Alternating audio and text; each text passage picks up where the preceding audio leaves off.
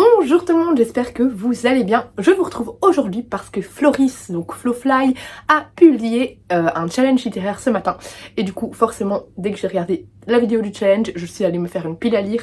Et du coup, elle est prête et je vous filme ma pile à lire. Donc on est dimanche 19 janvier. Février, rien à voir, 19 février. Donc voilà, le challenge s'appelle Shiny Spring Challenge et se déroule du 1er mai au 30 mai et il met le printemps à l'honneur.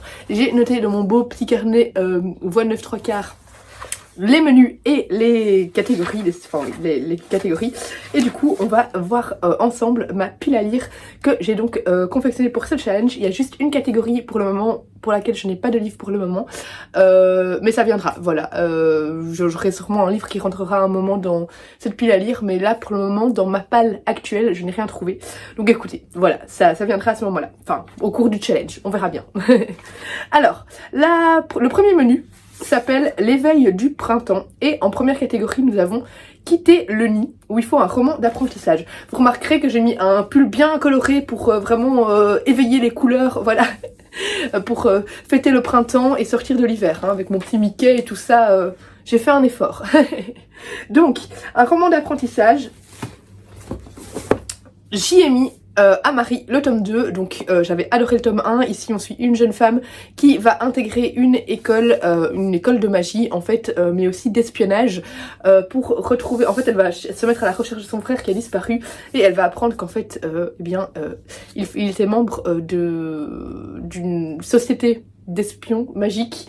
Je ne sais plus exactement de quoi parler le tome 1, enfin si j'ai un vague souvenir, mais voilà, je n'ai pas assez pour vous en parler précisément. Mais j'avais adoré le tome 1 et j'ai hâte de découvrir la suite. Clairement on est dans l'apprentissage ici puisqu'elle apprend à devenir espionne et à maîtriser ses pouvoirs. La deuxième catégorie se nomme Jeune pousse où il faut mettre un format court et donc j'y ai mis une si longue absence de Luan Rama. Je suis désolée pour ma gorge de nouveau, je suis presque à l'extinction de la voix. Demain je dois donner une formation au boulot, ça va être magnifique. Donc de Luan Rama qui je vous l'ai présenté il y a pas longtemps, en vlog je crois. Donc on est dans l'après-guerre et on va suivre une famille qui va essayer de retrouver leur fils. Et en fait il fait partie des soldats décédés qui ont été enterrés en 1917. Voilà, parce qu'on a découvert leur corps gelé lors d'une patrouille austro-hongroise surprise par la tempête. On est dans les montagnes albanaises et c'est très court parce qu'il fait moins de 200 pages, il fait 179 pages, donc voilà. Pour petit format, je trouve que ça rentre très bien. Alors, la catégorie suivante se nomme Fais ce qu'il te plaît avec sexualité. J'ai mis Sous la porte qui chuchote de TJ Klune parce qu'ici tout simplement on aborde une romance queer, voilà. Donc pour moi sexualité ça peut être aussi changer un peu des relations hétérosexuelles qu'on retrouve souvent, bien que on retrouve de plus en plus souvent aussi des relations hétérosexuelles, on est d'accord, homosexuelles. Mais voilà, ça pour moi sexualité ici c'est aborder aussi une romance homosexuelle. Et donc là c'est une romance queer et l'auteur est queer lui-même. Donc sous la porte de qui chuchote, de ce que je me souviens, on va suivre un homme qui va devoir mourir, enfin qui meurt plus tôt que prévu. Et la faucheuse va l'emmener quelque part, mais je ne sais pas où, et je sais qu'il était amoureux d'un autre homme. Voilà, c'est très flou dans ma tête. Très flou. Mais voilà, j'avais adoré La maison au-dessus de la mer céruléenne, je crois que c'était ça le titre, de TJ Klune, et du coup j'ai hâte de découvrir ce roman-ci qui m'a été offert par Solène. Et enfin la catégorie bouquet de tulipes où il faut un roman coloré joie de vivre. Alors joie de vivre, je ne sais pas, mais coloré clairement on a le printemps. Ici d'ailleurs une catégorie qui s'appelle les cerisiers en fleurs, quelque chose comme ça. Il aurait pu rentrer dedans mais il rentrait pas dans les mots-clés, il rentrait juste parce qu'il y avait un cerisier dedans. Donc ici ça se passe au Japon, c'est donc ce que nous confions au vent de Laura Imai Messina. Dans mon souvenir, il y a un endroit, une cabine téléphonique dans laquelle on a des personnes qui vont confier leurs secrets, voilà, dans ce combiné. Ils envoient des messages à destination de leurs proches disparus, voilà. Donc voilà, quand je dis joie de vivre, c'est peut-être un thème un peu morbide quand même, mais voilà. Et donc on a une jeune femme qui a perdu sa fille lors... Non, pardon. Yui a perdu sa mère et sa fille lors du tsunami de 2011 et du coup il va se rendre à cet endroit là et on va voir ce qui va se passer, mais ça a l'air très touchant comme roman. Le deuxième menu s'appelle Printemps changeant et avec comme première catégorie Giboulée de Mars. Là, Floris voulait de la pluie, un nuage sur la couverture ou un roman qui parle de pluie, nuage, etc. Mais il a dit qu'on pouvait un petit peu tricher, du moins qu'il y a la présence d'un élément lié à l'eau sur la couverture, que ce soit une rivière, un lac ou autre. Du coup, lac. J'ai le lac de Lupar de Pete Fromm, voilà, je ne sais même plus de quoi ça parle, mais Pete Fromm c'est un auteur que je veux découvrir depuis longtemps, j'ai 3 de ses romans dans ma palle et je n'ai jamais lu aucun de ses romans. Ici clairement on a l'eau qui est présente dans le titre et sur la photo, donc ça rentre bien dans cette catégorie. Je vais me lancer un peu à l'aveugle dans ce livre parce que je n'ai aucun souvenir du résumé, mais voilà, c'est un auteur qui est extrêmement publicité et j'ai hâte de le découvrir.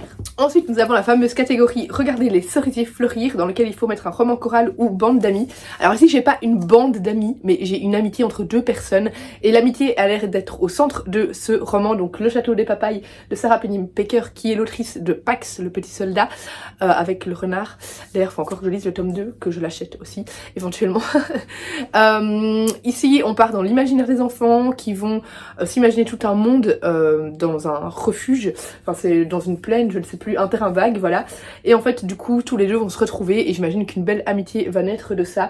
Donc voilà, je trouvais que ça rentrait bien dans cette catégorie et j'ai vraiment envie de lire ce roman depuis sa sortie, du coup voilà, c'est l'occasion de l'en sortir. Ensuite on a la catégorie ménage de printemps où il faut sortir une relique de la palle. Ben justement du coup j'ai mis un autre Pete Fromm qui pourrait rentrer également dans Giboulée de Mars puisqu'on a aussi la présence de l'eau sur la couverture, donc c'est mon désir le plus ardent. Ici il me semble qu'on parle d'un couple qui s'aime mais qui n'arrive pas à avoir d'enfants, mais de ce qu'on m'a dit ça part dans des sujets bien plus éloignés et plus profonds encore, même si ne pas avoir d'enfants c'est un sujet profond, hein, mais il me semble que ça va encore plus loin que ça parce que de ce que j'ai entendu le résumé ne vend pas spécialement bien l'histoire, voilà, mais je ne sais pas, je ne l'ai pas lu, j'en ai entendu beaucoup de bien par contre et j'ai hâte de voir où cette histoire va nous mener. Et enfin, on a Équinoxe de printemps où il faut lire un pavé. Du coup, là j'ai un roman de presque 600 pages. J'ai Hôtel Castellana de Ruta Sepetys. J'adore Ruta Sepetys. D'ailleurs, il y a un nouveau roman qui sort chez elle, chez Gallimard, très bientôt. Je devrais le recevoir bientôt. C'est Destin croisé dans l'Espagne de Franco. Tout ce qui est l'Espagne, l'histoire de l'Espagne, etc. Ça m'intéresse énormément. Donc voilà, j'ai hâte de découvrir ce roman qui est en plus très connu quand même et qui, enfin, tous ceux qui l'ont lu l'ont beaucoup aimé. Dans ce que j'ai pu voir, hein, dans ce que je suis. Donc voilà, ça fait un petit temps que je veux le lire. C'était Céline Coulée comme l'encre qui me l'avait offert l'année passée pour mon anniversaire. Donc voilà, je sens que je vais adorer. Ensuite, nous passons au menu 3, Printemps révolté. La première catégorie, c'est celle pour laquelle, pour le moment, je n'ai pas de livre à mettre dedans. C'est Printemps arabe, où il faut un auteur ou une autrice venant de l'Afrique du Nord ou du Moyen-Orient. J'en ai dans mes livres déjà lus, mais j'en ai pas dans ma palle là, donc écoutez, je pense que je vais en recevoir d'ici là, ou que je vais peut-être en acheter d'ici là, donc on verra bien, mais pour le moment, je n'ai rien là-dedans. Ensuite, je n'ai pas le livre sous la main parce que c'est le fameux colis qui est perdu, du coup je ne l'ai pas encore sous la main, mais ça ne sera pas tardé, soit je l'achèterai, soit le colis finira par arriver. Donc c'est la catégorie l'œuf ou le lapin, où il faut mettre un livre avec la cause, qui engagé autour de la cause animale, ou bien un livre d'anthropomorphisme, donc des animaux qui prennent vie en fait. Et donc j'ai mis Mémoire de la forêt, le tome 2, là on voit le tome 1 juste au-dessus, de Michael Brun-Arnaud. Donc voilà, ça c'était, dès que j'ai entendu cette catégorie, j'ai su ce que j'allais mettre. Donc voilà, c'était assez facile. Ensuite on a sous les pavés la plage, il faut mettre un essai ou littérature engagée. J'ai mis donc Au nom des Noirs de Robert Penn Warren qui s'intéresse aux droits civiques des Noirs aux États-Unis. Donc voilà, clairement niveau littérature engagée, on y est. Et enfin, pour cette dernière catégorie pour ce menu, il s'agit de Oiseaux migrateurs. Il faut Peuple en exil, départ forcé, déplacement de population. Clairement, avec Le voyage de Silka de Heather Morris, on a un départ forcé, hein, puisque on va dans les camps durant la Seconde Guerre mondiale. On a ici Silka qui a 16 ans et qui va être déportée. Donc c'est une jeune Slovaque et elle va découvrir l'enfer des camps de concentration. Elle va être déportée à Auschwitz-Birkenau et ensuite elle va être envoyée en goulag en Sibérie. Donc clairement elle est déplacée à de nombreux moments et je pense que au niveau départ forcé, au niveau peuple en exil, déplacement de population, la Seconde Guerre mondiale, ça cible bien ce menu, donc voilà, j'ai hâte de le découvrir, mais en même temps j'ai assez peur parce que je sais que c'est inspiré de faits réels, enfin en fait c'est Heather Morris, elle prend des témoignages réels en fait et elle les retranscrit en roman, mais du coup voilà, elle édulcore un petit peu pour romancer l'histoire, mais ce sont des faits réels, donc c'est encore plus dur à lire. Donc voilà, j'ai hâte de lire, mais j'ai un petit peu peur quand même. Pour la catégorie suivante, le menu suivant, pardon, je me suis un peu plus lâchée puisque j'ai 1, 2, 3, 4, 5 livres, mais 2 BD dedans, donc ça va encore. Donc j'ai printemps, c'est le menu, pardon, printemps verdoyant. On commence avec le bal des hirondelles. Dans mes livres, je n'ai rien trouvé, du coup c'est pas grave. Je suis partie sur une BD qui était dans mon février tapal, mais je ne pense pas la lire pour le mois de février. Donc ça passera dans un autre challenge. Et donc il s'agit de Au-delà des étoiles, le tome 3. Voilà, donc là ça touche au thème de la danse du Airbnb ou du hip-hop, je ne sais plus, du hip-hop pardon. Donc voilà, clairement ça rentre très bien dans cette catégorie. Là ici on suit une bande de jeunes, une bande d'amis, donc ça pourrait aussi remplir la catégorie amitié, je ne sais plus comment ça s'appelait. Regardez les cerisiers fleurir. Mais voilà, une bande d'amis qui se regroupent autour de la danse et il va y avoir différentes problématiques abordées également, voilà, autour de leur histoire. J'ai mis 2 romans dans la catégorie Perséphone, Flore et Brigitte. Il fallait un roman dans le thème, enfin un conte ou un roman qui touche à la magie ou à la nature. Je suis partie sur magie et nature avec La prophétie des sœurs serpents de Isis Labo Caberia. C'est drôle parce que c'est un livre que j'avais reçu des éditions Slalom et qui ne me tentait pas du tout, du coup j'avais retiré de ma pile à lire. Et puis finalement c'est Louise de L'ivresse des livres qui l'a lu et qui l'a adoré, et du coup je l'ai remis dans ma palle parce que finalement ça me tente beaucoup. La manière dont elle a parlé en fait m'a donné vraiment envie de le lire. Je trouve la couverture absolument dégueulasse, c'est d'une mocheté incroyable. C'est pour ça aussi, je sais, très superficiel, que j'avais pas envie de le lire, mais voilà, elle m'a vraiment donné envie de le lire, elle m'a dit que c'était génial. Ici, on va en Martinique et on va avoir de la magie, puisqu'on dit que c'est une très ancienne prophétie commande aux hommes d'envoyer une enfant élue dans le passé afin de rencontrer une sorcière multimillénaire, gardienne de la Martinique. Sans majuscule à Martinique, c'est magnifique. Seul ce voyage temporel sauvera son île de la malédiction. Mais c'est une épreuve non corrigée, je crois. Ouais, voilà, donc je pardonne l'oubli la majuscule à la Martinique. Mais du coup, voilà, c'est une autrice, je pense, martiniquaise, mais je ne suis pas sûre. Et du coup, voilà, ça avait l'air assez sympa. Et là, je pense qu'aussi qu'on touche aussi à la nature et à la magie. Et j'y ai mis, ici on a clairement la nature aussi et de la magie. Après, dans le résumé, la nature ne semble pas très présente, mais il y a plein de fleurs sur la couverture, du coup ça touche à la nature, ok. Donc c'est La librairie à explorer le temps de Mindy Thompson. Ici on va être dans une librairie qui permet d'explorer le temps, voilà. Le titre résume tout. Et je sais qu'on va suivre un personnage qui va vouloir remonter en 1944. Voilà, on a Hal qui décide de remonter le temps pour sauver la vie de son meilleur ami mort à la guerre en 1944. Donc voilà, ça a l'air assez sympa, ça touche au monde des livres également. Voyage dans le temps, enfin voilà, ça a l'air vraiment génial comme roman. Et il me reste la catégorie, non il me reste 2 catégories, à bicyclette, où il fallait un roadbook. J'ai galéré, vous imaginez pas à quel point.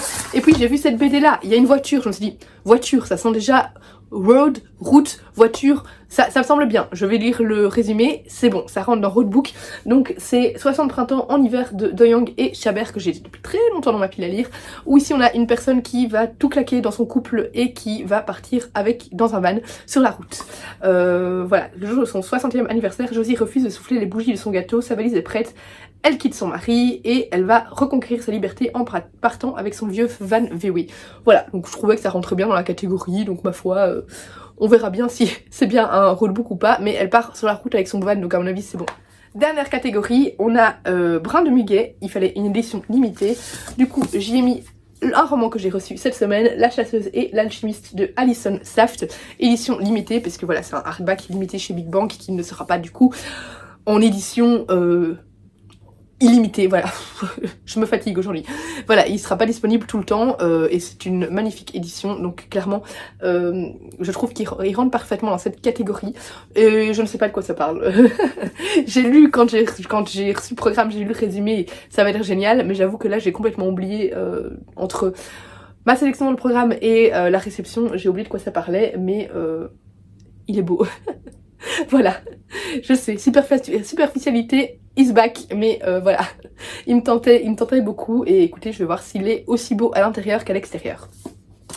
C'est tout pour ce challenge, n'hésitez pas à me dire si vous participez, voilà, je suis super contente de ce challenge, c'est tout nouveau, hein, il vient d'être créé par Floris, et je suis super motivée, de toute façon je suis toujours super motivée quand il s'agit de participer à des challenges, donc aucune surprise pour vous. N'hésitez pas à me dire si il y a certains livres que vous avez déjà lus dans cette pile à lire, ou si certains vous tentent, et comme d'habitude, à laisser un pouce vers le haut, un petit commentaire, et à vous abonner si ce n'est pas encore le cas. Moi je vous fais des gros bisous, et je vous dis à bientôt pour une prochaine vidéo.